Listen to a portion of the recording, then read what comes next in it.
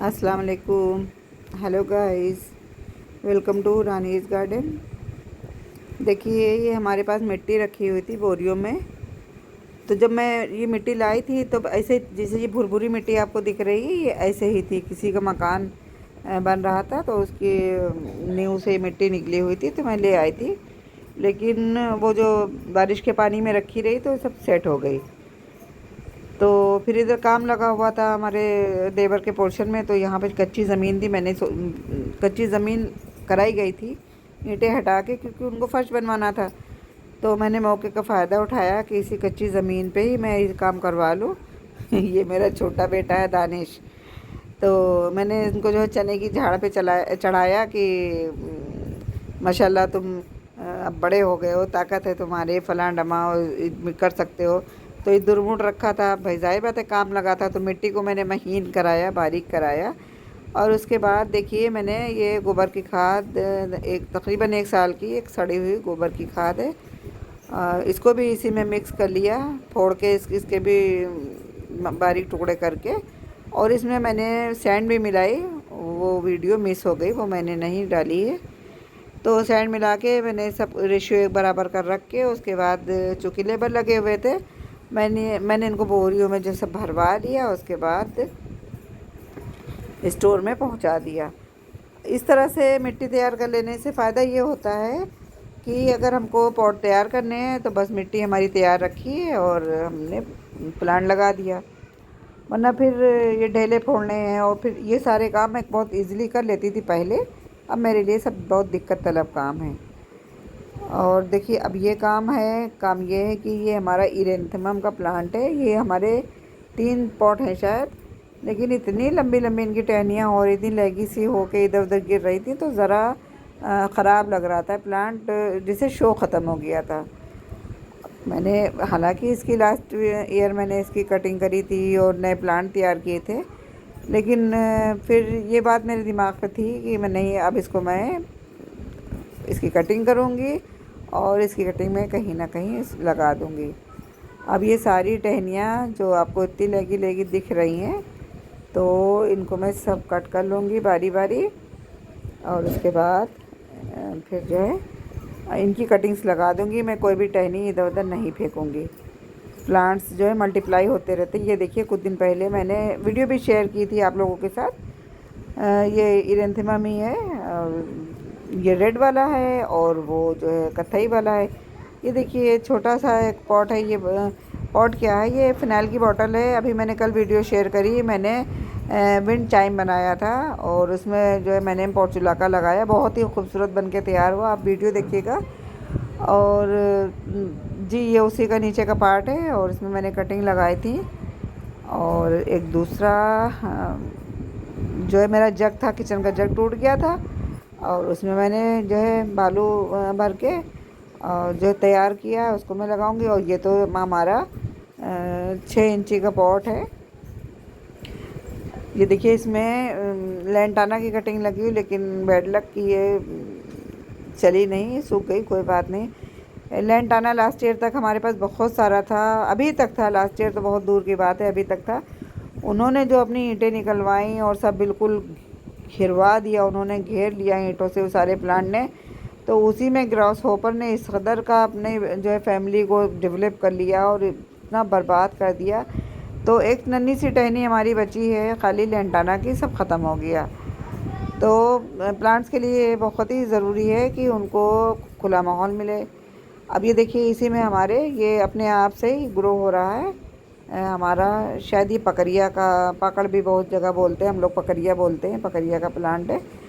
तो इसकी मैं बोनसाई बना लूँगी। तो इसको कट कर दिया मैंने। अब ये देखिए, एक दूसरा ये कैंडी का डिब्बा है और इसमें भी देखिए नीचे से रूट से निकलने लगी हैं। और ये भी देखिए कैसा भाग रही टहनियाँ इधर उधर लगी हो के। इसको मैं कट कर दूँगी। देखिए, प्लांट लगाना ये कोई कमाल की बात नहीं। प्लांट लगाने के साथ उनकी केयर करना और उनको मेंटेन रखना, ये भी बड़ी ख़ास बात है।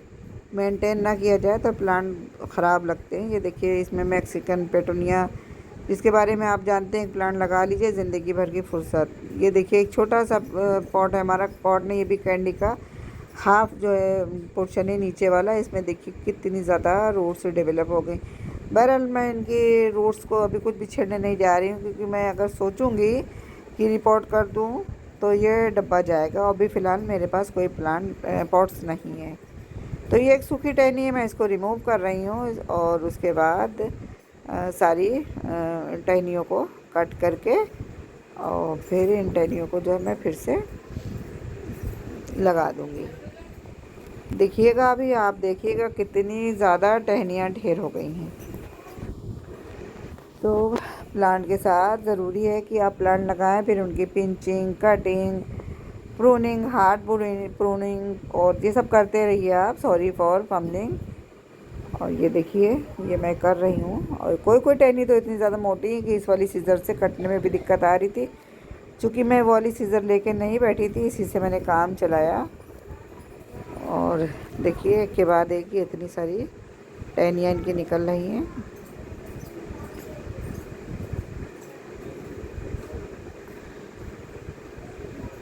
अब इनकी रूट्स देखिए आप, इनकी रूट्स का ये देखिए टहनियों में डेवलप हो गई। अब आप अंदाज़ा लगा सकते हैं कि इतनी ज़्यादा इजी टू ग्रो है ये, कितना ज़्यादा इजी टू ग्रो है ये प्लांट। आराम से इसको आप पानी में ग्रो कर लीजिए, पानी में ग्रो हो जाएगा। ज़मीन में ग्रो कर लीजिए। मोरंग, जिसको दिल्ली साइड बदरपुर बोलते हैं, उसमें भी आप ग्रो कर लीजिए। हम लोग मोरंग बोलते हैं। बालू या रेता, सैंड, रिवर सैंड जो होता है, उसमें आप ग्रो कर लीजिए, अच्छे से ग्रो हो जाएंगी। बस ख्याल क्या रखना है कि आपको वाटरिंग का बड़ा ख़ास ख्याल रखना है। ओवर वाटरिंग नहीं होनी चाहिए, वरना ये कटिंग्स सड़ जाएंगी। बस इन सब बातों का ख्याल रखना है आपको। और ये देखिए, इसमें नए नए शूट्स निकले हैं, मैंने ऊपर से कट कर दिया है। जहाँ जहाँ से मैंने कट किया है वहाँ से 1 से 2 नए शूट निकलेंगे। और जब 1 से 2 शूट निकलेंगे, जहाँ पर 1 टहनी थी वहाँ पे 2 से 3 टहनियाँ बन जाएंगी। तो जाहिर बात है हमारा प्लांट बहुत बुशी हो जाएगा, देख के अच्छा लगेगा। और ये प्लांट मेरा बहुत ही फेवरेट प्लांट है। इसके जो शेडेड, टू साइडेड कह लीजिए, टू साइडेड जो इनकी लीव्स होती हैं, ये बहुत ही खूबसूरत लगती हैं। और हमारे पास 2 हैं, एक रेड वाला है, एक कत्थई वाला है। लेकिन अभी इस बार मैं नर्सरी गई थी तो अपने पे बहुत कंट्रोल किया, फिर भी मैं 3-4 प्लांट लेके आई हूँ और मैंने आपके साथ वो वीडियो भी शेयर करी थी।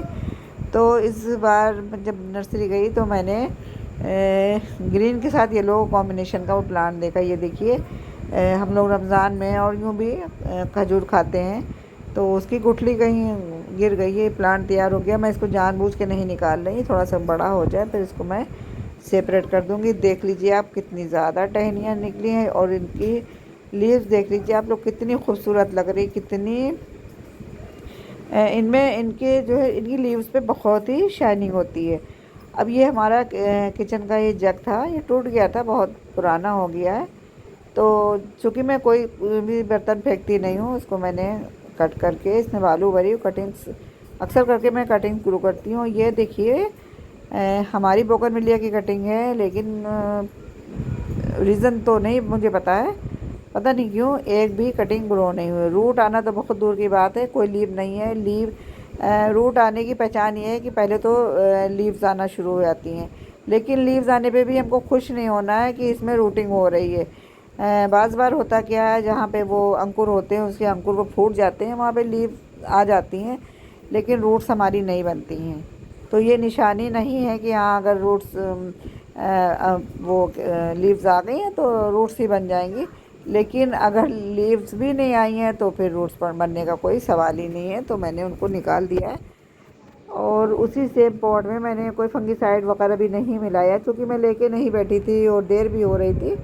तो बस इसी रेत वाले डब्बे में मैं जगह है हमारा, इसी में मैं ये सारी कटिंग, बस ये कलम की तरह बनाया था, तिरछा कलम जो बनता है, जिसको हिंदी उर्दू में कलम कहते हैं और इंग्लिश में तो पेन कहते हैं। तो उसी निब की तरह, जैसे निब की नोक होती है, इस तरह से बनाया जाता है, थोड़ा सा शार्प। और अगर आप टहनी को थोड़ा सा तिरछा लगाएं तो ये ज़्यादा अच्छा रहता है कटिंग लगने का, ये अच्छा साइन रहता है। लेकिन मैं तिरछा वर्छा के चक्कर में नहीं पड़ती हूँ, मैं यूँ ही। अब ये देखिए, एक पॉट में इतनी सारी कटिंग, क्योंकि या तो फिर मेरे पास बहुत सारे जो है पॉट्स हों, मैं सबको अलग अलग लगाऊं। मैं सबको एक में तो खैर नहीं आएंगे, मुझे 2 पॉट का अरेंजमेंट करना पड़ेगा।